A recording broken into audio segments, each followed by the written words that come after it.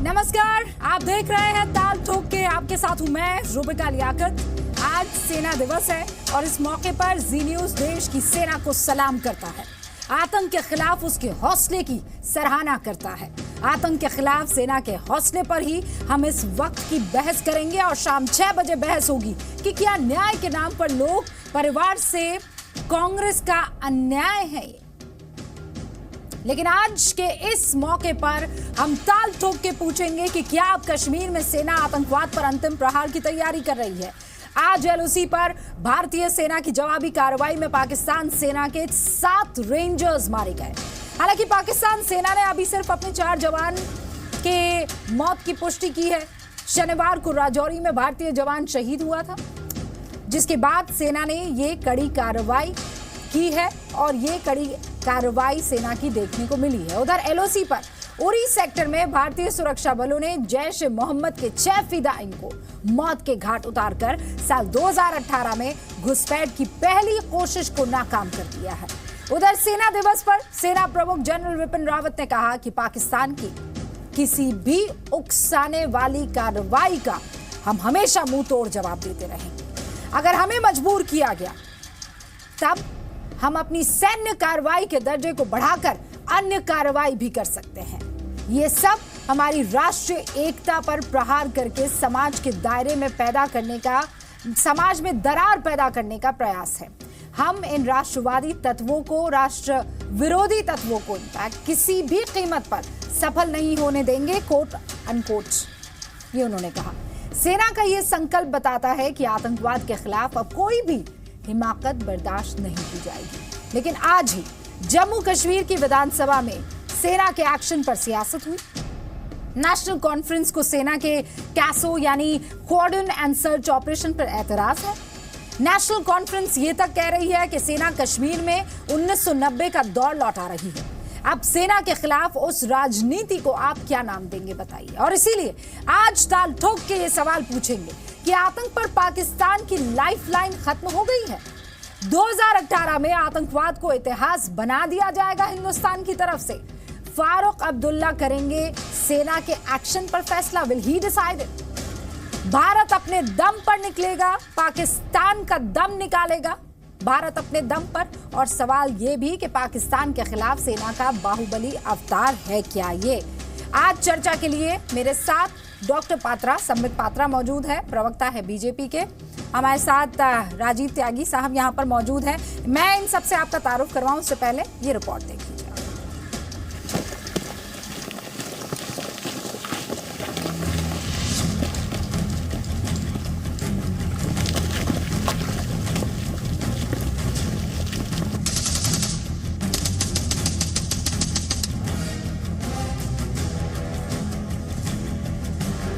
ये माजरा क्या चल रहा है ना?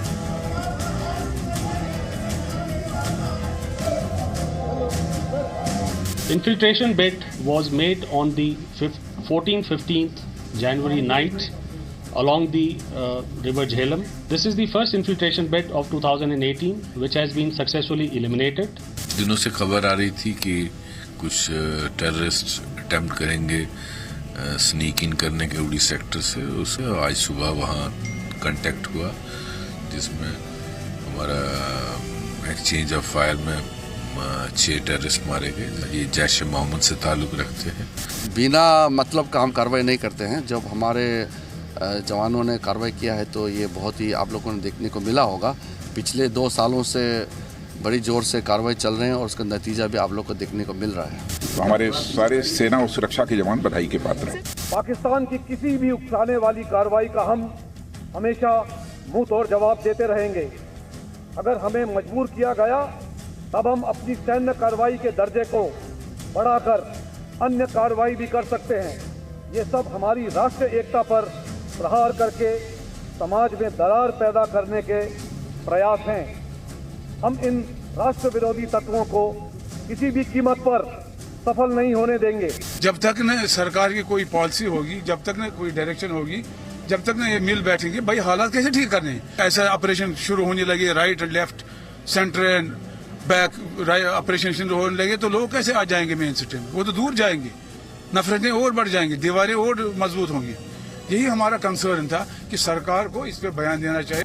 देखिए, हमारे जो पॉलिटिशियंस हैं उन लोगों के पास मुद्दे नहीं हैं, वो बिना मुद्दे की राजनीति करना चाहते हैं। वो बहाना ढूंढते हैं कि किसी तरह से भी असेंबली के अंदर डिसरप्शन हो और वो ऐसी बातें करें जिससे कि उनके चंद लोग, वोट बैंक के जो लोग हैं, उनको वो खुश कर सके। अपीजमेंट पॉलिटिक्स, वोट बैंक्स को अपील करने के लिए ये ऐसे ड्रामाबाजी करते हैं असेंबली के अंदर। जो सेना अध्यक्ष ने कहा कि सैनिक तो अपनी बहादुरी दिखाएगा, सैनिक तो अपने सर की कुर्बानी भी देगा, सैनिक परिवार की परवाह किए बगैर भी अपना सर्वस्व भारत माता पर न्योछावर कर देगा, पर राजनीतिक तौर से हस्तक्षेप कर पाकिस्तान से आने वाले हर रोज के उग्रवाद को मोदी सरकार कब रोकेगी? अब ये हम नहीं कह रहे, ये सेना अध्यक्ष ने कहा है। प्रधानमंत्री जी को जागकर जवाब देना चाहिए। तो एक बार फिर से तारुफ करवा दूं, संबित पात्रा, डॉक्टर पात्रा प्रवक्ता है बीजेपी के, केंद्र समिति में उड़ीसा का प्रतिनिधित्व करते हैं बीजेपी की। 2003 में यूपीएससी जॉइंट मेडिकल सर्विस परीक्षा पास की, दिल्ली के हिंदूराव अस्पताल से जुड़े रहे। दिल्ली सरकार द्वारा जारी जाति प्रमाण पत्र में आपत्तिजनक शब्द हटाने में भी बड़ी भूमिका रही है। बहुत बहुत स्वागत है डॉक्टर पात्रा आपका। राजीव त्यागी साहब कांग्रेस के राष्ट्रीय प्रवक्ता है, कांग्रेस पार्टी के साथ 15 सालों से जुड़े हुए हैं। हिमाचल विधानसभा चुनाव में कांग्रेस के मीडिया प्रभारी थे, यूपी कांग्रेस में महासचिव भी रह चुके हैं। बहुत बहुत स्वागत Rajiv ji. Lieutenant general retired BS Jaiswal रक्षा विशेषज्ञ है, नदन कमांड में कई ऑपरेशंस का नेतृत्व किया है। इनकी सादगी और प्रैक्टिकल अप्रोच की वजह से इन्हें जनता का जनरल भी कहा गया। 1970 में जम्मू कश्मीर राइफल्स में कमीशन हुए और 39 साल सेना में सेवा दी। बहुत बहुत स्वागत है लेफ्टिनेंट जनरल बीएस जायसवाल आपका। हमारे साथ बाबर कादरी साहब भी हैं, अलगाववादी नेता, पेशे से वकील हैं, लॉयर्स क्लब कश्मीर के फाउंडर अध्यक्ष हैं, विरोध करने वाले कश्मीरियों की कानूनी मदद करते हैं। बाबर कादरी आपका भी बहुत बहुत स्वागत है। कमल हक साहब राष्ट्रीय प्रवक्ता हैं, पनून कश्मीर के, कश्मीरी पंडितों के हक के लिए आवाज बुलंद करते हैं, कश्मीरी पंडितों के लिए काम करते हैं और काम करने वाली संस्था पनून कश्मीर से जुड़े हुए हैं। कश्मीरी पंडितों के मुद्दों पर काफी कुछ लिखा भी है। आपका भी स्वागत है कमल हक साहब। डॉक्टर बशीर अहमद वीरी नेता है नेशनल कॉन्फ्रेंस के, दक्षिण कश्मीर से जम्मू कश्मीर विधान परिषद के सदस्य हैं। आपका भी डॉक्टर अहमद वीरी बहुत बहुत स्वागत है। आप सबको शुरुआत में 1.5 मिनट का मौका मिलेगा। और डॉक्टर अहमद, मेरा सीधा सवाल आपसे, सर आज ही का दिन मिला था आपको सेना की मेहनत को वॉकआउट करके सलाम करने का? देखिए, नेशनल कॉन्फ्रेंस यकीन रखती है यहाँ के कॉन्स्टिट्यूशन में, यहाँ के डेमोक्रेटिक एथॉस पे। कल आर्मी के हमारे जनरल ने एक बयान दिया था जिसके एवज में हमारी पार्टी के जनरल सेक्रेटरी ने असेंबली में सरकार से एक्सप्लेनेशन मांगी है, क्योंकि एक तरफ से हम यकीन रखते हैं जमहूरियत पे, एक तरफ से हम यकीन रखते हैं कॉन्स्टिट्यूशन पे, और दूसरी तरफ से अगर हमारे आर्मी के जनरल यहाँ के पॉलिसीज़ के बारे में इस तरह के बयानात दें जिस तरह से यहाँ के माहौल बिगड़ने में और ज़्यादा ख़राबी हो जाए, तो सरकार को बयान देना जायज़ बनता है। और साथ ही साथ जिस तरीके से वहाँ पे ऑपरेशन शुरू किए गए कश्मीर घाटी के अंदर, ऑलरेडी हालात इस हद तक ख़राब हो चुके हैं कि जो पढ़े लिखे नौजवान बच्चे हैं वो भी इस वक्त मिलिटेंसी का रुख कर रहे हैं। और जिस तरीके से वहाँ आर्म्ड फोर्सेस ने ऑपरेशन शुरू किए, हर एक नौजवान को शक की नज़र से देखा जाता है, घरों में जाके उन पे मारपीट की जा रही है, उनके मोबाइल्स को चेक किया जा रहा है, जहां घर के जितनी भी चीज़ें हैं उनको बिखरा के नुकसान किया जा रहा है। मुझे बताइए, इससे क्या हम माहौल को ठीक कर रहे हैं या माहौल को फिर बिगाड़ रहे हैं? जैसे कि आप सब जानते हैं कि सरहद पार बैठे हुए लोग इस चीज़ का भरपूर फ़ायदा उठाते हैं। जो ही यहाँ पे हालात ख़राब हो जाते हैं वो इसका फ़ायदा उठा के प्रोपेगेंडा करके। ये सब आप आज इसलिए कह रहे हैं ना क्योंकि आप सरकार में नहीं हैं। आज आपकी तरफ से ये कहा जाता है कि साहब घर के अंदर ही दुश्मन बैठे, हमें उनसे खतरा है। ये किसकी तरफ आप इशारा कर रहे थे? नेशनल कॉन्फ्रेंस की तरफ तो इशारा नहीं कर रहे थे। अरे सेना अपना काम कर रही है, करने दीजिए। फारूक अब्दुल्ला डिसाइड करेंगे कि सेना को कैसे काम करना है। अब आगे मुझे इस पर जवाब दीजिएगा डॉक्टर अहमद वीर। लेकिन डॉक्टर पात्रा,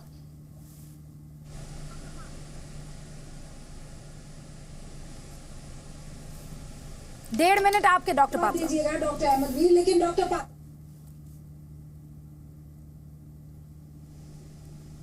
आवाज नहीं आ रही। Doctor Patra, can you hear me? माध्यम से आपको सुन पा रहा हूं, फोन में शायद कुछ गड़बड़ी होने के कारण आवाज नहीं आ रही है, तो मैं अब टीवी के माध्यम से ही बोलता हूं। हेलो। जी जी जी, ठीक है, ये तरीका ठीक है, हम तब तक ठीक कर लेते हैं फोन। आप अपने 1.5 मिनट पूरे कर लीजिए।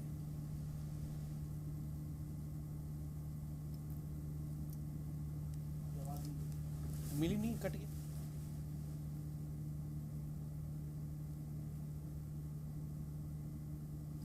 थोड़ा डिलेड होगा इसलिए क्योंकि मैं जब कह रही हूं तो 30 सेकंड देरी से आवाज वहां पर जाएगी। मुझे लगता है डॉक्टर पात्रा मुझे फोन ठीक करवाना चाहिए, उसके बाद ही मैं आपके पास आ पाऊंगी। अच्छा, इनफैक्ट वो बोल चुके हैं। हाँ, आवाज क्या करें नहीं है, ठीक है, कोई बात नहीं। हमारे पास बाकी मेहमान हैं, उनसे एक बार चर्चा कर लेते हैं और उसके बाद मैं डॉक्टर पात्रा आपके पास आऊंगी। तब तक फोन ठीक करवा देते हैं। राजीव त्यागी साहब, ये जो कुछ भी अभी नेशनल कॉन्फ्रेंस के जो सदस्य हैं वो बात रख रहे हैं, उससे आप इत्तेफाक रखते हैं क्या? देखिए रूबिका जी, सबसे पहले तो आज सेना दिवस है और देश की सेना को बधाई देना हम सबका दायित्व है और हमको सल्यूट करना चाहिए। जैसे आपने सलाम भेजा, मैं भी अपना सलाम भेजता हूँ, सल्यूट करता हूँ, नमस्कार करता हूँ, वंदे मातरम कहता हूँ, भारत माता की जय कहता हूँ। और निश्चित रूप से एक बात कहना चाहूँगा रूबिका जी कि आज हमारे देश की जो सेना है विश्व में 4थे नंबर की ताकतवर सेना मानी जाती है और सेना के रणबांकुरे अपनी प्राणों को निछावर करके देश की रक्षा किया करते हैं। और ये एक आपने सुना होगा, ये देश है वीर जवानों का, अलबेलों का, मस्तानों का, तो ये वीर जवानों का देश है। अब रही बात जो पीडीपी एनसी या कश्मीर के हालात हैं, तो हमारा सरकार से एक प्रश्न है। सरकार ने निश्चित रूप से एक कार्य किया कि 2.5 साल निकालने के बाद एक समन्वयक की नियुक्ति की, जिसको कि सबसे बात करेंगे, शर्मा साहब हैं, जो सभी पक्षों से बात करके अपना कहीं ना कहीं चीज़ें बनाएंगे। रही बात नेशनल कॉन्फ्रेंस के बयान पे, तो उनके प्रवक्ता बैठे वो बेहतर बता पाएंगे, लेकिन इतना जरूर कहना चाहूंगा कि नेशनल कॉन्फ्रेंस और पीडीपी दोनों ही जो वहां पे सरकार वो पार्टियां हैं, पॉलिटिकल पार्टीज हैं, दोनों ही पार्टियां देश के संविधान में यकीन करती हैं, संसद में यकीन करती हैं। कार्यशैली में मतभेद हो सकते हैं, कार्यशैली अलग अलग हो सकती है, लेकिन ये बात भी निश्चित है कि कहीं ना कहीं आतंकवादियों को लेकर के कहीं ना कहीं और अन्य जो उग्रवाद को फैलाने वाले लोग बाग हैं उनको लेकर के अब चिन्हित करने का समय आ गया है कि उनको चिन्हित किया जाए और चिन्हित करके कहीं ना कहीं नेस्तनाबूद करके पॉलिटिकल पार्टीज को कहीं भी उनके पक्ष में नहीं खड़ा होना चाहिए। जिस तरह बुरहान वानी के पक्ष में वहाँ पीडीपी खड़ी हुई, चिंता का विषय है, लेकिन मेरा मानना यह है कि पूरा देश ये जानता है कि भारत माता का मुकुट कश्मीर है। ठीक है, भारत माता का मुकुट तो कश्मीर है, लेकिन अब इसे चमकाना है और वो चमक क्या इस साल के अंत तक आ जाएगी? डॉक्टर पात्रा, देखिए रूबिका जी, पहली बात तो यह है कि आज आर्मी डे के उपलक्ष्य पर मैं आर्मी को सलाम करना चाहूँगा, वेटरन्स को सलाम करना चाहूँगा। यहाँ हमारे बीच एक वेटरन भी है, मैं उनको भी चरण स्पर्श करना चाहूँगा। देखिए, बहुत बड़ी बात है जिस प्रकार से एक रिन्यूअल टैक्टिक्स के साथ एक फ्री पॉलिटिकल विल है, एक फ्री हैंड दिया गया है आर्मी को और उसका नतीजा आज भारतवर्ष देख रहा है। जनवरी के ही महीने में, अभी जनवरी का महीना ही पूरा नहीं हुआ है, 10 आतंकवादियों को मार दिया गया है। आज लगभग 7 पाकिस्तानी जवानों को मार के गिरा दिया गया है और आप याद करिए इसी महीने में 3 और पाकिस्तान के जो जवान थे उनको मार दिया गया था रिटेलिएशन में, बदले के लिए, क्योंकि उन्होंने हमारे जवानों के साथ छेड़छाड़ की थी, एलओसी पर किस प्रकार का घुसपैठ किया था। तीसरी बड़ी बात है, आप याद रखिए कि इतने बड़े मात्रा में आतंकवादियों का सफाया आज तक हिंदुस्तान में जम्मू कश्मीर में कभी नहीं हुआ और इसी का दर्द हम नेशनल कॉन्फ्रेंस के प्रवक्ता के आवाज में सुन सकते थे। मैंने पहले भी कहा, बुरहान हो या दुजाना, हम मारेंगे एक रोजाना। और आप अगर हिसाब लगाएंगे तो विगत 2017 में लगभग 200 से अधिक, अब आज के डेट में 285 लगभग आतंकवादी मारे जा चुके हैं। 138 को चिन्हित करके रखा गया है लोकली और 128 फॉरेन आतंकवादियों को चिन्हित करके रखा गया है कि उनको मारा जाएगा। इसलिए जो लोग सोच रहे हैं कि आतंकवाद के ऊपर हमारा कोई टॉलरेंस होगा, वो जान ले कि भारतीय जनता पार्टी का आतंकवाद पे जीरो टॉलरेंस और पाकिस्तान के घुसपैठ जीरो टॉलरेंस तो है, लेकिन डॉक्टर पात्रा ऐसा क्यों होता है कि आप जो सोच रखते हैं वो आपकी साथी पार्टी वहां कश्मीर में सोच नहीं रख रही है? वो अलग अलग बयानात अपनी तरफ से देती रहती है और आप यहां कहते हैं कि हम सेना के साथ है, सेना हमारे साथ है, और वो कहीं और कुछ और मंशा जो है दिखाने लगती है। बहरहाल इस पर जवाब दीजिएगा। लेकिन lieutenant general Jaiswal, army day के मौके पर आर्मी चीफ का ये कह देना कि हम हर वो टैक्टिक अपनाने वाले हैं जिससे हमारी देश की सुरक्षा और पुख्ता हो सके, क्या ये बताता है कि now we are not on defensive mode, we are offensive?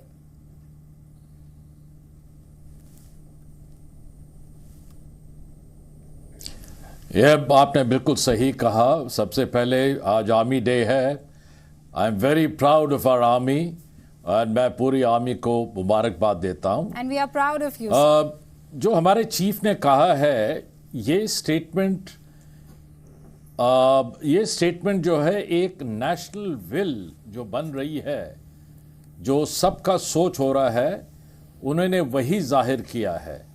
और इसमें मुझे कोई शक नहीं है कि जो हमारे चीफ ने कहा है कि हम हर जरिए को अख्तियार करेंगे ताकि हम पाकिस्तान के नापाक इरादों को मुंह तोड़ जवाब दे सकें। जो संबित पात्रा साहब ने कहा है ये वाकई एक ऑफेंसिव स्पिरिट है और ये जज्बा आ गया है आर्मी के अंदर कि हमने किसी भी सूरत में जो भी कोई उंगली हमारे देश पे उठाएगा उसको हम बख्शेंगे नहीं। तो ये एक मैसेज बड़ा क्लियर होना चाहिए। जहाँ तक कि पॉलिटिकल मतभेद है या जो भी है, एक सेंट्रल डायरेक्शन है जिसके तहत आर्मी काम करती है। उसमें जो रीजनल पॉलिटिक्स है उसके तहत काम नहीं करती है। हमें सेंट्रल डायरेक्शन बड़ा क्लियर मिला है और चीफ ने बहुत ही सही लफ्ज़ों में ये जाहिर कर दिया है कि हम किस तरह से, किस तौर से इस सिचुएशन से डील करेंगे। ठीक है सर, मैं आगे आपसे इस पर चर्चा करूंगी। बाबर कादरी, सवाल ये है कि कासो हो, वहां से एंटर हो रहे आतंकवादियों को फौरन जहन्नुम पहुंचाना हो, पत्थरबाजी में कमी हो, सीज फायर तो वैसे ज्यादा बढ़ा है लेकिन उसका जवाब भी बढ़ गया है, क्या ये बौखलाहट है? ये बौखलाहट है उन सेपरेटिस्ट की, ये बौखलाहट है उन आतंकवादियों की जो कहीं ना कहीं अब ये समझ चुके हैं कि हमारा अंत नजदीक है। रुबिका जी, मैं उम्मीद करता हूं कि आप मुझे टोकेंगे नहीं, मुझे अपना वक्तव्य रखने का मौका देंगे। पूरा दूंगी, पहले पूरा दूंगी। मैं आप आपको संविधान के दायरे में रहकर अगर अपनी अगर बात रखेंगे तो बाबर कादरी, आई प्रॉमिस। संविधान के दायरे में आप मेरा मीटर चल रहा है, वहां से आपने खुद बात स्टार्ट की तो मैं क्या करूंगा। देखिए, मसला ये है कि पाकिस्तान, आप आर्मी डे के दिन अगर आप पाकिस्तान को मिठाई नहीं देते मगर आपने बदकिस्मती से उनको लाशें दी है, अगर आप इससे खुश हैं तो मुझे लगता है कि इंसानियत शर्मसार होगी। दूसरा ये है कि बॉर्डर खेलना बंद होना चाहिए, क्योंकि इंसानियत के लिए तिकोनी बातचीत के सिवा और कोई चारा नहीं है। सब कॉन्टिनेंट में आपको अमन लाने का कोई और जरिया नहीं है। देखिए, मसला ये है कि 70 साल से आपने बॉर्डर खेला, आपको क्या मिला? आप बताएं कि श्रीनगर में आज 2 डेकेड के बाद फिर से आपको तलाशी कार्रवाइयाँ स्टार्ट करनी पड़ी। क्या ये आपकी सिक्योरिटी पॉलिसी पे एक सवाल निशान नहीं है? क्या आपको ये नहीं देखना है कि जो साउथ एशियन रीजन है ये पुरअमन कैसे रहे? क्या जिसको आप यहाँ पे कहते हैं कि हमें वीर जवानों का, इन जवानों को रोज़गार नहीं चाहिए? कॉरपोरेट कैपिटलिज्म से जो आप यहाँ से पैसा इजराइल और अमेरिका को वॉर मशीनरी खरीदने के लिए भेज रहे हैं, क्या आपको वो गरीबों को नहीं देना चाहिए? क्या आप ये सवाल नहीं है कि हमारे सार्क को आगे बढ़ना चाहिए यूरोपियन यूनियन के पैटर्न पे? इंसानियत के लिए कोई जगह नहीं है? क्या आप कब तक ये रेटरिक और यहाँ पे रिट्रीब्यूशन की ये लैंग्वेज बोलते रहेंगे? मेरे ख्याल से रिट्रीब्यूशन और रेटरिक आपको देना पड़ेगा। अब बहुत हो गया। ऑलराइट कादरी साहब, I am sticking to my promise, और मैंने आपको बीच में नहीं टोका, सिर्फ आपके सवाल का जवाब दिया था। अब कायदे से आप सुन लीजिए कादरी साहब, हमने बदला लिया है। आपको यहाँ के सैनिक जो एक के बाद एक शहीद हो रहे हैं उनकी गिनती तो आपको याद नहीं रहती है। बीएसएफ के जवान हजारा का नाम आपको याद है, सुना है? हमें अफसोस है, उनकी शहादत का बदला लिया है, और अगर पाकिस्तान ऐसा करेगा तो आगे भी बदला लेंगे। मिस्टर कादरी, कान खोलकर सुन लीजिए, अपना खेल बंद कीजिए। आप वहाँ पर जवान मौजूद है, तब आप इतनी आवाज बुलंद करके बात कर पा रहे हैं। 70 साल से वरना उन आतंकवादियों के कदमों में पड़े रहेंगे, आप यकीन मानिए। हमारा है कादरी साहब, now हमारे wait, कितने जवानों now को आपने wait. डिसअपियर किया Let है? me get कमल कितने हाथ हमारे साहब, और जवान उसके बाद अभी अपनी बात जेलों में रखिएगा। हैं? आपको कितनों को पाकिस्तानी जवानों की लाशें दिखाई दे रही है, और आर्मी डे के दिन आपको हमारे जवानों की लाशें नहीं दिखाई देती है। मिठाई बेच रहे हैं, मिठाई बेचने की सूझ रही है आपको। मिठाई हाउ कैन अभी गिनते रहिए, अभी गिनते रहिए, आपका काउंटडाउन शुरू हो गया है मिस्टर कादरी। कमल हाथ साहब, I am sorry, you wait and watch. देखिए, कश्मीर का ये बहुत ही बड़ा दुर्भाग्य है कि जो लोग वहाँ पे हालात ठीक कर सकते थे वही लोग देश के दुश्मन बन बैठे हैं वहाँ पे। आज मसला ये हुआ कि कश्मीर में सर्च एंड वो जो कैसो जो ऑपरेशन शुरू हुआ, तो मैं पूछना चाहता हूँ हमारी कश्मीर के दोस्तों से, हमारे कश्मीर के भाइयों के, ऐसी सिचुएशन क्यों हुई? और अगर आर्मी ये काम कर रही है और आपको बुरा लग रहा है, तो क्या आप लोगों ने इसको रोकने का कोई तरीका ढूंढ निकाला? कोई सोच आपने बयां करी? कि यहाँ तक कि जब टेररिस्ट लोग मारे जाते हैं, वो लोग वहाँ पे सेना पे पत्थरबाजी करते हैं, तो क्या आप लोगों ने कभी उन चीज़ों का कंडेम करा? आप लोग best of the both worlds चाहते हैं, लेकिन उसके लिए आपको सेक्रीफाइसेस देनी पड़ेंगी, आपकी सोच बदलनी पड़ेगी। यहाँ तक कश्मीर का पॉलिटिकल का जो सवाल है, जो कि आज नेशनल कॉन्फ्रेंस ने वॉकआउट करा, तो मैं समझता हूँ कि कश्मीर में पॉलिटिक्स, चाहे वो पीडीपी हो, चाहे वो नेशनल कॉन्फ्रेंस हो, वो मेन स्ट्रीम नहीं है, वो एक्सटेंशन ऑफ सेपरेटिस्ट पॉलिटिक्स जो कश्मीर में है, वो उन्हीं का एक एक्सटेंशन है। तो उनके पीछे तो नाम तो भारत का लेते हैं, लेकिन दिल धड़कता है पाकिस्तान के पीछे, दिल धड़कता है पाकिस्तानी आतंकवादियों के लिए, और वो ये नहीं चाहते हैं कि वहाँ पे इसका पूरी तरह से खात्मा हो जाए, क्योंकि उनकी रोटियां सेकनी बंद हो जाएंगी उस टाइम पे। ठीक है, अब मैं डिबेट ओपन कर रही हूँ, और डॉक्टर अहमद साहब मुझे ये बताइए कि हिंदुस्तानियों का दर्द क्यों नहीं दिखाई देता है, पाकिस्तानियों का ही क्यों दर्द दिखाई देता है? फारूक अब्दुल्ला साहब को याद आता है कि पाकिस्तान ने चूड़ियां नहीं पहनी, डॉक्टर साहब क्यों? देखिए, ये आपका वर्शन है, आपका नैरेटिव है, कौन कहता है?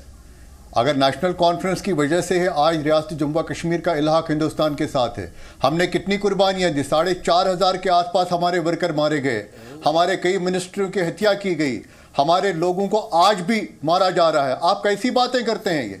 अगर वहाँ पे खून खराबा हो रहा है, उसके लिए आवाज़ उठाई जा रही, ये भी आप ये इख्तियार भी आप हमसे छीनेंगे, ये आवाज भी आप हमसे छीनेंगे। आप चाहते क्या है? आप आर्मी के हवाले विद ऑल ड्यू रिस्पेक्ट, किस आवाज की बात कर रहे हैं? ये आवाज आपकी पाकिस्तान के फेवर में ही क्यों खड़ी नजर आती है? आज असेंबली में जो आज, मैडम मेरी बात सुनिए, मैडम मेरी बात सुनिए, आप मेरी बात सुनिए मैडम, आप मेरी बात सुनिए। ये इलेक्टेड रिप्रेजेंटेटिव्स है जो आज असेंबली में बात कर रहे हैं, उनको लोगों को फेस करना है। ये आपकी तरह वहाँ स्टूडियोज में बैठ के चिल्लाने वाले लोग नहीं हैं। इनको कल सुबह लोगों, देखिए वही बात मैं कह रही थी, कौन सा वोट बैंक है जिसको आपको एड्रेस करना होता है कि आपको ऐसी बातें कहनी पड़ती है कि आप सेना के अगेंस्ट खड़े हो जाते हैं, आपको कासो ऑपरेशन जो है चुभने लगता है। डॉक्टर पात्रा, कौन सी कॉन्स्टिट्यूएंसी को आप एड्रेस कर रहे हैं? डॉक्टर अहमद, ऑपरेशन का किसने अब मैं आ सकता हूं? ऑपरेशन पे किसी को एतराज नहीं है। अगर ऐतराज है घरों में जाके लोगों को देखिए करने पे ऐतराज है। अगर ऐतराज है मोबाइल छीनने पे ऐतराज है। अगर ऐतराज है नौजवानों को पिटाई करने पे ऐतराज है। आप कैसी बातें करते हैं? ये कौन से नौजवान है सर? हम जानते हैं। ये कौन से नौजवान है? सुन लीजिए, ये चिल्ला चोट करना बंद करिए। सुनिए, अरे सुन लीजिए, चिल्लाने से कोई लाभ नहीं होगा। सुन लीजिए, अरे सुन लीजिए, अरे छीनेंगे, फोन भी छीनेंगे, जांच भी करेंगे। अरे ये तो ऐसे, अरे ये तो नेशनल कॉन्फ्रेंस वाले ऐसे गद्दारों की तरह चिल्लाने लगे। अरे भैया आतंकवादी मारे जा रहे हैं, आपको क्या मुश्किल हो रही है? आपको क्या मुश्किल हो? अरे fake surgical strike, fake surgical, मैं आपत्ति करता हूँ। ये फेक सर्जिकल स्ट्राइक क्या होता है? ये फेक सर्जिकल स्ट्राइक क्या होता है? अरे बैठ जाइए चुपचाप, गद्दार। What is fake surgical strike? आप देखिए इस गद्दार को देखिए जरा, नेशनल कॉन्फ्रेंस के गद्दार को देखिए जरा, अरे नेशनल कॉन्फ्रेंस के गद्दार को देखिए किस प्रकार गद्दार यहाँ है। अरे देश में गद्दार बैठे हुए हैं, मैं ऐसा नहीं होने दूंगी, गद्दार ये नेशनल कॉन्फ्रेंस वाले गद्दार हैं एकदम। वॉकआउट नहीं कर रहे थे। अरे आपका बस चले तो आप न जाने किसको वॉकआउट करवा दे इस बात पर। डॉक्टर अहमद सोचिए और बात कीजिए। बिल्कुल वही काम कर रहे हैं जो फारूक अब्दुल्ला करते हैं, बिल्कुल वही काम आप कर रहे हैं। और उसके बाद आप धमकाने की कोशिश करते हैं। अब गद्दारों को जवाब देना पड़ेगा, अब गद्दारों को जवाब देना पड़ेगा। मुझे मौका दिया जाए। माफी चाहती हूँ, मैं माफी चाहती हूँ। आर्मी डे के दिन आप ये कह रहे हैं कि फेक सर्जिकल स्ट्राइक हुई थी। आप फिर किसके स्पोक्स पर्सन बनकर यहाँ पर बैठे हुए हैं? याद कर लीजिए, नेशनल कॉन्फ्रेंस के ही है ना। राजीव त्यागी की है। देखिए रूबिका जी, देखिए रूबिका जी, मैं इसका जवाब देना चाहूंगा। प्लीज रूबिका जी देख रहे हैं गद्दारों को। संबित जी, रूबिका जी ने मुझसे बात करने के लिए कहा है, तो मैं टिप्पणी कर दूं प्लीज। जवाब देना चाहता हूँ। पहली बात है, अरे गद्दार बैठ जाओ, बिल्कुल आर्मी डे के दिन चिल्लाने की हिमाकत मत करो। आज इस डिबेट में हमारे आर्मी के सीनियर ऑफिसर भी बैठे हुए हैं, हिमाकत मत करो गद्दारों, बैठ जाओ चुपचाप। मैं टिप्पणी देखिए रूबिका जी, बड़ा दुख फेक सर्जिकल स्ट्राइक याद आ रहा है ना राजीव जी आपको? नहीं, देखिए आप लोगों ने सबूत मांगे थे ना राजीव त्यागी जी, और अब देखिए कितना आगे चला गया है मामला। Fake surgical strike. Doctor Ahmad, I am sorry. Doctor Ahmad को अपने शब्द वापस लेने चाहिए और निश्चित रूप से मैं एक मांग करता हूं डॉक्टर अहमद से, अगर वो संजीदा डिबेट चाहते हैं इस विषय पे तो उनको निश्चित रूप से शब्द वापस लेने चाहिए और कहना चाहिए कि संविधान के दायरे में रह करके हम लोग बातचीत करना चाहते हैं, संविधान के दायरे में रह करके बातचीत होनी चाहिए। मैं प्लीज, मैं बीच में नहीं बोलता, I request you please, I request you. अरे गद्दारों चिल्लाओ मत।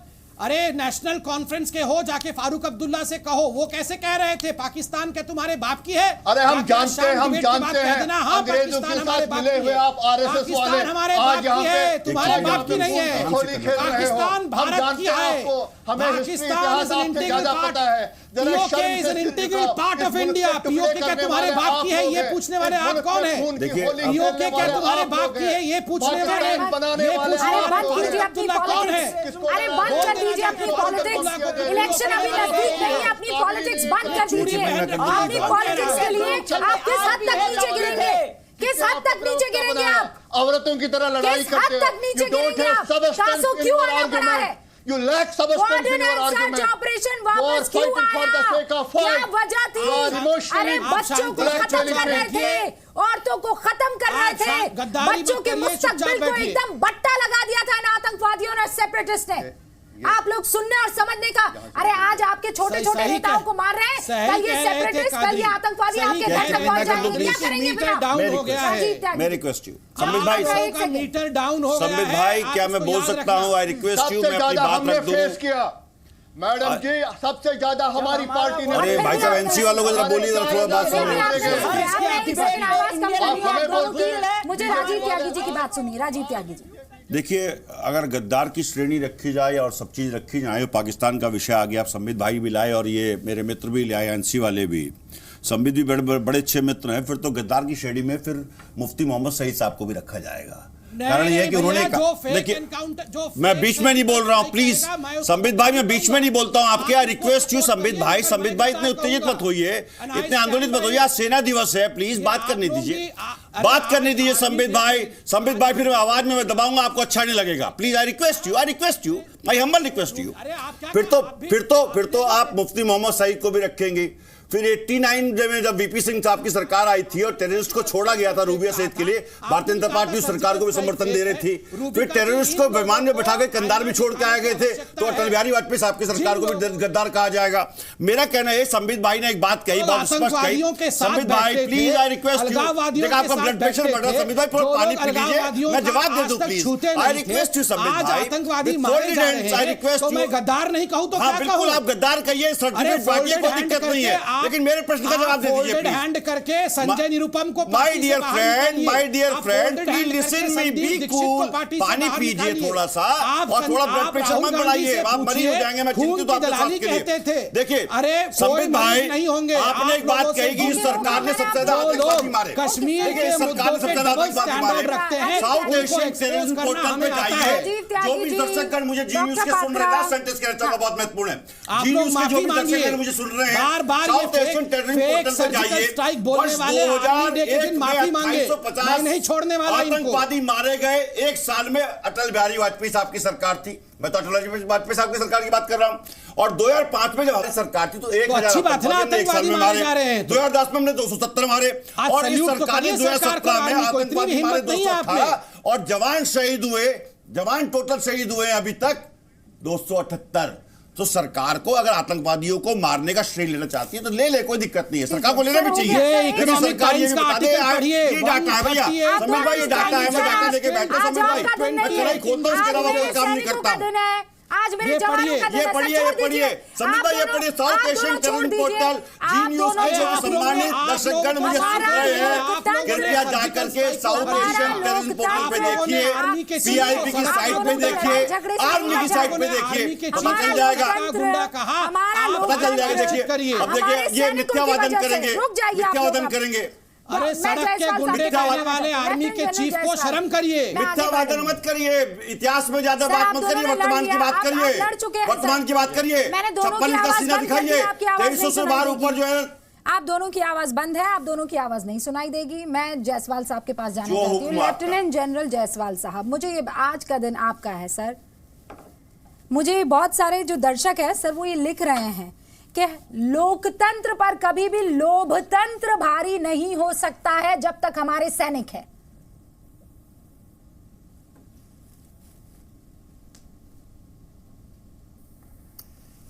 बिल्कुल सही कहा आपने। मेरी आवाज आ रही है आपको? बिल्कुल आ रही है जायसवाल साहब। नहीं आप लीजिए, मीठी होती मैं नहीं। अच्छा, आपने बिल्कुल सही कहा। एक इंग्लिश में लिखा हुआ है कि जो लोग उस कंबल के नीचे सोते हैं और उसकी गर्माइश महसूस करते हैं और कंफर्टेबल फील करते हैं, और वो कंबल सिक्योरिटी का फौज ने दिया हुआ है, और यही लोग, इनकी इतनी हिमाकत है कि ये फौज से इस सिक्योरिटी के बारे में क्वेश्चन करते हैं। बड़ी शर्म की बात है। दूसरी बात यह है, एक कश्मीर में सबको बड़ा क्लियर होना चाहिए, एक जवान मणिपुर से आता है, एक साउथ से आता है, केरला से, वो आके शहीद होता है कश्मीर में। किसके लिए वो शहीद होता है? ताकि कश्मीर की जो हालात है बिल्कुल सही वो सुधरे, और जो वहाँ का आवाम, हमारा आवाम है, वो एक अच्छी जिंदगी गुजार सके। लेकिन वहाँ पर आर्मी मैन के बीच में क्यों बोल रहे हैं? क्यों बोल रहे हैं आप बीच में? क्या रूबिका जी ने कहा आपको बोलने के लिए? हमारे आर्मी के सिपाही बोल रहे हैं, जनरल बोल रहे हैं, उनको बोलने दीजिए प्लीज। बोलिए सर, आप बोलिए please. Very kind of you. बोलिए सर, आप बोलिए please. Very kind of you sir, आप बोलिए, खुल के बोलिए पूरी बात। Thank you. ये राजीव त्यागी जी, आज तो बड़े अलग मिजाज आपके नजर आ रहे हैं। वहाँ के लोगों पर ये वही मुनसर आर्मी करता है जो सर्जिकल स्ट्राइक करके आई थी, जिसके सबूत आप मांग रहे थे राजीव त्यागी जी। अप्रिशिएट जो कह रहे हैं। छोड़ो कल की बातें, कल की छोड़ो कल की बातें कैसे छोड़ दें? आज आपने कल की बात बोली, आज वो खड़े हो गए हैं साहब, आने वाले टाइम पे कोई और खड़ा हो जाएगा। राजीव जी, अगर आपको रूबिया याद रह सकती है, आपको रूबिया याद रह सकती है। आप टारगेट करके दिए। नहीं, मैं किसको टारगेट? आप टारगेट करिए, मैं किसको टारगेट? कांग्रेस को पूरा टारगेट करिए। मैं क्या करूंगी कांग्रेस को टारगेट करके? आप करिए। मैं लोग नहीं, मैं किसी को टारगेट नहीं कर रही हूँ। मैं एक जनरल साहब बोल रहे हैं, उनको बोलने दीजिए। मेरे साथ नहीं चलेंगे राजीव त्यागी जी, नॉट नहीं, मेरे साथ भी नहीं चलेगा। मेरे साथ भी खेल नहीं चलेगा। अगर आपको, मैं भी खेल जो है खेलने नहीं देता हूँ रूबिका जी। मैं भी एंकर्स को मनमाना खेलने देता हूँ। राजीव त्यागी इस बात के लिए जाना जाता है। हिस्ट्री याद रह सकती है, my dear friend listen me please. My dear friend listen me please. मैं भी मनमाना खेल नहीं खेलने देता। सर्जिकल स्ट्राइक मैं भी मनमाना खेल नहीं खेलने देता हूँ। जिन लोगों ने बात उठाई उसको देखिए निश्चित रूप से वो गलत था, लेकिन गलत था, वो गलत था। मैं आपको बहुत स्पष्ट कह रहा हूं, लेकिन वो पहली बार नहीं हुआ था, ये भी बात मानिए, क्योंकि अटल बिहारी वाजपेयी की सरकार ने भी सर्जिकल स्ट्राइक की और मनमोहन सिंह साहब की सरकार ने भी सर्जिकल स्ट्राइक। राजीव त्यागी जी, ये भी आपको पता है। देखिए रूबिका जी, मनमोहन सिंह साहब की सरकार ने भी सर्जिकल स्ट्राइक की, अटल बिहारी वाजपेयी साहब की सरकार ने भी सर्जिकल स्ट्राइक की, अब आगे ने लौट और सबने सर्जिकल स्ट्राइक की। तो आप ये कह रहे हैं कि झूठी सर्जिकल स्ट्राइक? अरे जनरल जसवाल जी को बोलने दीजिए ना, वही बता देंगे। देखिए सुनिए रूबिका जी, जनरल जसवाल जी को बोलने दीजिए, वही बता देंगे पहले सर्जिकल स्ट्राइक हुआ था या नहीं। आई चैलेंज यू, अगर आप कोशिश करेंगी ना मेरे मुंह पे अपने शब्द लगाने की, तो कभी मैं ये काम नहीं करूंगा, कभी नहीं डालूंगा। रूबिका चैलेंज है मेरा, लाइफ लॉन्ग चैलेंज है, लाइफ लॉन्ग चैलेंज है मेरा भी। से डिबेट करती हूँ और जब मैं भी का सवाल आता है मैं भी रूबिका जी जहाँ गलती होती है वहाँ मानता हूँ, जहाँ आप गलती करती हो टोकता हूँ। जायसवाल साहब, आई एम सॉरी, आप अपनी बात पूरी करें। 20 सेकंड और सर। कह रहा है क्या सर? प्लीज आप बोलिए। हाँ, तो मैं ये कह रहा था कि जो सिचुएशन कश्मीर में हो रही है, thank you so much, I really appreciate mister Tyagi, जो सिचुएशन कश्मीर में हो रही है, इसके हालात का जो जुम्मा है वो वहाँ पे ऐसी कॉन्स्टिट्यूंसी है पाकिस्तान की, ये जो सेपरेटिस्ट हैं ये कर रहे हैं। मैं आपको बताना चाहूँगा कि मेरा ताल्लुक बहुत लोगों से कश्मीर के अंदर है, श्रीनगर के अंदर है, काफ़ी अच्छे दोस्त हैं मेरे वहाँ पे जी। वो हकीकत कुछ और बताते हैं और जो जाहिर बाहर होता है मजबूरन वो अलग से है। वो ये दंगा फसाद बिल्कुल नहीं चाहते हैं, वो एक पीसफुल जिंदगी चाहते हैं, लेकिन उनको फोर्स किया जाता है कि वो इस टाइप के माहौल में वहां पर कश्मीर का हल मेरी गुजारिश है सब कश्मीरियों से कि आप लोग जो हैं एक बड़ी अच्छी उसमें हालात में हैं, आप जो है वहां पर हिंदुस्तान की एरोगेंस करवाती है। अच्छा बोलिए हिंदुस्तान जिंदाबाद। आप अभी सॉल्यूशन कर देते हैं। हिंदुस्तान जिंदाबाद बोलिए, देश का संविधान जिंदाबाद बोलिए बोलिए बोलिए। देश का संविधान जिंदाबाद, हिंदुस्तान जिंदाबाद, देश की सेना जिंदाबाद, देश की संसद जिंदाबाद। पुरअमन मजाक करा बोलिए बोलिए पाकिस्तान बोलिए ना, के बीच में देश का संविधान जिंदाबाद, देश की संसद जिंदाबाद, देश की सेना जिंदाबाद। बोलिए बोलिए हिंदुस्तान जिंदाबाद। पाकिस्तान भी जिंदाबाद रहे, कौन ना खुश है? बोलिए अरे मेरी बात को जवाब दीजिए कादरी साहब। कादरी साहब बोलिए ना। पाकिस्तान मैं जिंदाबाद कहता हूँ कश्मीरियों को भी जिंदाबाद रहने दीजिए। चले कश्मीर जिंदाबाद, लेकिन देश का संविधान जिंदाबाद ये बोलिए, देश की सेना जिंदाबाद ये बोलिए, देश की संसद जिंदाबाद ये बोलिए। दोनों जिंदाबाद। मुझे नहीं चाहिए पाकिस्तान। पाकिस्तान बिल्कुल मुर्दाबाद मुर्दाबाद मुर्दाबाद। दोनों जिंदाबाद। कश्मीर जिंदाबाद, हिंदुस्तान जिंदाबाद, देश की संसद जिंदाबाद, देश की संविधान जिंदाबाद और देश की सेना जिंदाबाद। आप ज़ायनिस्ट ना बने, आपके माइंडसेट में ज़ायनिज्म आ चुका है, नाज़िज्म आ चुका है। आप लोगों के आप यहाँ पे खूंखार बने हुए हैं। ये हिंदुस्तान का खाना जब आप झूठ बोलते हैं ना तो ऐसे हकलाते हैं। हिंदुस्तान का लंच जब आप झूठ बोलते हैं तो ऐसे हकलाते हैं, जो खराब करते हैं सिचुएशन को। सारा लंच वंच खा के आ हम लोग गए। अरे आप जनरल साहब से सुनिए, जनरल साहब क्या बोल रहे हैं उनकी बात सुनिए। अरे गद्दारी। पात्रा जी मेरे को 1 मिनट का टाइम दीजिए। ये गद्दार हैं जो पाकिस्तान जिंदाबाद बोल रहे हैं और जो हालात कश्मीर में बन रही है ऐसे लोगों की वजह से नाम आज से मैं गद्दारी रखता हूं। इनके कारण सफर कर रही है। कहते हैं कश्मीर को मैं नहीं मानता। एक सेकंड रुकिए। और ये सजेशन के लिए है ना, यहाँ पर आप जितने भी लोग बैठे हुए देख रहे हैं, कादरी साहब बहुत गौर से सुनिए। आप बहुत शिद्दत से डिबेट करते हैं, मजाक करने नहीं आते हैं, डिस्प्यूटेड मानते हैं। आपकी तरह नहीं है 2 लाइनें बोल दी और उसके बाद हंसने लगे। मैंने शुरू में कहा, रूबिका जी देखिए मुझे बता दीजिए, भारत माता का अभिन्न मुकुट है कश्मीर। कश्मीर पे कोई समझौता नहीं है, बहुत स्पष्ट कर दें आपको, वो मुकुट है हमारा। ब्लीड नहीं करता। आपने कश्मीर के अपने दोस्तों से सुनिए, 1 मिनट और मेरी बात सुनिए। अरे भारत वर्ष में बैठे इसलिए बोल भी पा रहे हो, इसलिए बोल भी पा रहे हो। पाकिस्तान में होते हैं क्या होता है देख लेना। ये देश का दुर्भाग्य है, ये देश का दुर्भाग्य है, कश्मीरियों का दुर्भाग्य है कि जिस देश ने रूबिका जी, कश्मीर में डॉक्टर पात्रा कश्मीर बस के एक लोगों सेकंड के साथ में पूरा भरोसा करा 1947 के साथ में, आपके उस टाइम के शेर कश्मीर शेख मोहम्मद अब्दुल्लाह को कश्मीर की बागडोर संभाली और उसी शेर कश्मीर ने 6 साल के अंदर हिंदुस्तान की पीठ के पीछे छुरा भोंका और पाकिस्तान के ISIS ऑफिसर के साथ में एक षड्यंत्र रचा जिसको कि कश्मीर का कॉन्स्पिरेसी केस आपको याद होगा। लेकिन फिर उसके बाद में भी देखिए हिंदुस्तान का बड़प्पन, भारत की बड़प्पन कि 1976 में 75 में बेग पार्था सारथी अकॉर्ड के नाम पे दोबारा फारूक अब्दुल्ला शेख अब्दुल्ला को हुकूमत दी गई।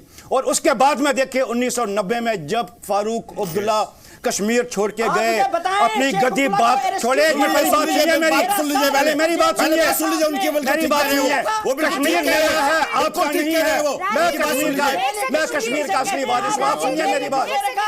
और जब 1990 में फारूक अब्दुल्ला ने एब्डिकेट करी अपनी कुर्सी, लंदन भाग गए, कश्मीरियों को आतंकवादियों के सामने छोड़ के चले गए। उसके बाद में भी 1995 में 1996 में भारत सरकार की काइंड हार्टेडनेस से दोबारा और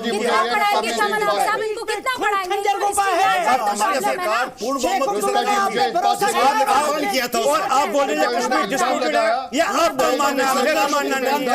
कश्मीर का मैं ओरिजिनल इनहैबिटेंट कर रहे हैं, मेरा मानना नहीं है कि कश्मीर डिस्प्यूटेड है। आप कोई नहीं होते हैं कि कश्मीर के बारे में अपनी राय थोपने वाले, कश्मीर के हमारी राय हिंदुस्तान को। अहमद साहब मैं आ रही हूँ एक सेकंड। डॉक्टर पात्रा मुझे ये बताइए, जब ये सेना कहती है, सेना के चीफ ये कहते हैं कि हम अब देखिए आज 15 तारीख है, अमेरिका ने डेडलाइन दी थी, आपको याद होगा कि या तो खुद कोई एक्शन ले पाकिस्तान या हम ले लेंगे। एक चीज मुझे क्लियर नजर आ रही है और वो भी सेना की तरफ से, सर सेना की तरफ से, जो ये कहती है कि साहब हमें किसी अमेरिका की जरूरत नहीं है, we will do what we want to do. देखिए रूबिका जी, ये जो ऑपरेशन चल रहा है अभी कश्मीर में सेना की तरफ से, आप जानती है उसका नाम क्या है? उसका नाम है ऑपरेशन ऑल आउट। और नाम के मुताबिक अब आप ये आश्वस्त हो जाइए कि पूरी तरह से जो लोग आतंकवादी हैं, जो लोग आतंकवादी को बढ़ावा दे रहे हैं, सीज फायर वायलेशन करके पाकिस्तान जो कर रहा है, अब ऑपरेशन ऑल आउट आरंभ हो चुका है। पॉलिटिकल विल इस कदर है आज, जिसको अभी जनरल जसवाल भी कह रहे थे, वो इतना स्ट्रॉन्ग और आयरन विल्ड है और हमारे जवान इतने साहसी हैं। और आज आर्मी डे है, आर्मी डे। ए गद्दारी बैठ जाओ, गद्दारी बैठ जाओ, ए गद्दारी बैठ जाओ। दोपहर को इंडिया का लंच खा के, इंडिया का टोपी पहन के, इंडिया का शर्ट पैंट पहन के, शाम को आके इंडिया के खिलाफ गाली देते हो। इसका टोपी उतारो, उतारो उसका टोपी, उतारो, खाना निकालो इसका। मैं गाली नहीं भगाओ देता, इसको पाकिस्तान। मैं चाहता हूं बैठ जा चुपचाप। यहाँ पे गाली नहीं देते, अरे गद्दारी। मगर दोपहर को लंच करते हो इंडिया का और शाम को गाली देते हो इंडिया को। हल करना होगा। इतने बड़े गद्दार, इतना बड़ा गद्दार।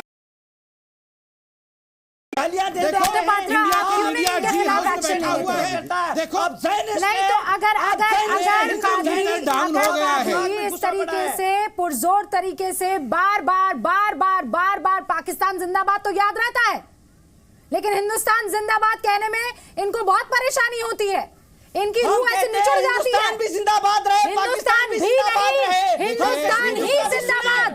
कादरी साहब, why don't you take action? What stops you? हमारी किलिंग्स को शर्म आनी चाहिए आपकी सभ्यता पे। रूबिका जी मैं बता रहा हूँ, जवाब चाहिए, मैं जवाब दे रहा हूँ, साउंड इनका कम करिए। रूबिका जी मैं एक सवाल पूछता हूँ।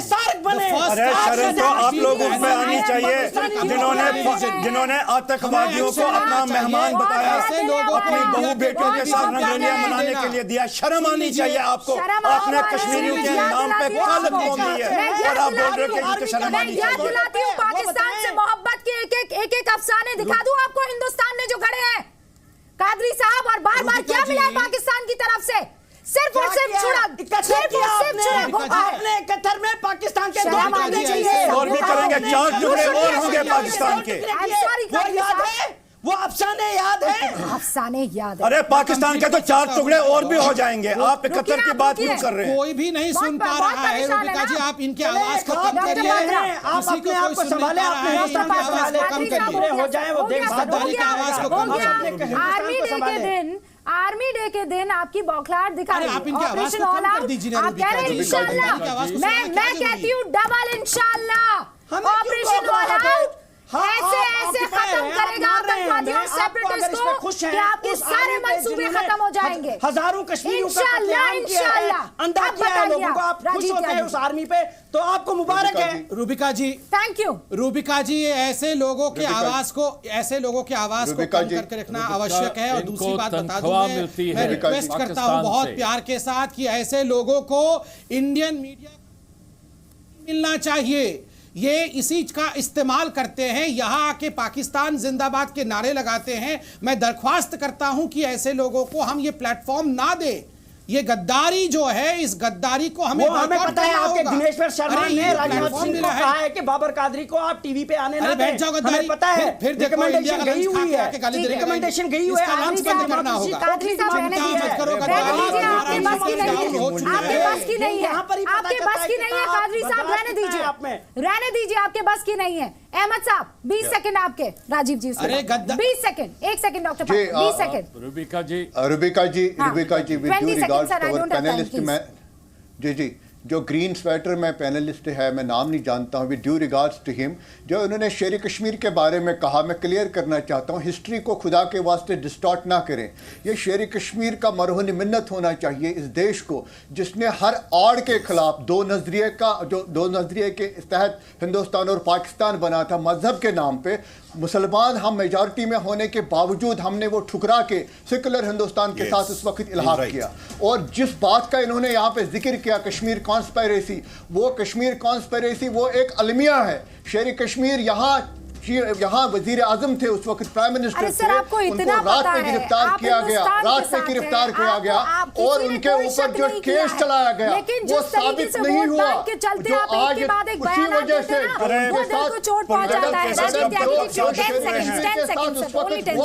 जो गिरफ्तारी हुई उस वक्त, उसी की वजह से आज भी कश्मीर। देखिए, जो बात हुई पूरी कश्मीर को लेकर के, अभी पीडीपी के एक विधायक ने कहा आतंकवादियों के बारे में कि वो भी हमारे भाई हैं, उन पे भी कहना उसका बात होनी चाहिए। पीडीपी के विधायक ने कहा जहां भारतीय जनता पार्टी की सरकार उसको समर्थन कर रही है। दूसरी बात, आज चलिए शेख अब्दुल्ला जी के बारे में जो बात इन्होंने कही, निश्चित रूप से शेख अब्दुल्ला जी ने कश्मीर के विलय का प्रस्ताव शेख अब्दुल्ला जी ने रखा था और उसके लिए हमें उन्हें मानना चाहिए इस बात के लिए। तीसरी बात जो बहुत महत्वपूर्ण है, आज आर्मी डे है, तो आर्मी डे पे मैं इतना कहना चाहूंगा, वीर तुम बढ़े चलो, धीर तुम बढ़े चलो, सामने पहाड़ हो, सिंह की दहाड़ हो, तुम निडर डटो वहीं, तुम निडर हटो नहीं, वीर तुम बढ़े चलो। उस भारतीय सेना को मेरा नमस्कार, प्रणाम, वो स्वीकार करें। मुझे आप एक छोटे से ब्रेक के लिए रुकना है। कादरी साहब, मैंने पूरा मौका दिया आपको, बार बार मौका देना चाह रही थी। ये हिंदुस्तान है जो हर बार मौका देगा, लेकिन अगर पाकिस्तान होता तो आपको पता है क्या होता आपके साथ। इसीलिए अभी भी वक्त है, समझ जाइए, अभी भी वक्त है, सुधर जाइए, क्योंकि अब कश्मीर को कोई हाथ तो लगा के बताए, ऑपरेशन ऑल आउट तो हम अंजाम तक पहुंचाएंगे। शुक्रिया सर, आप सभी का हमारे साथ जुड़ने के लिए।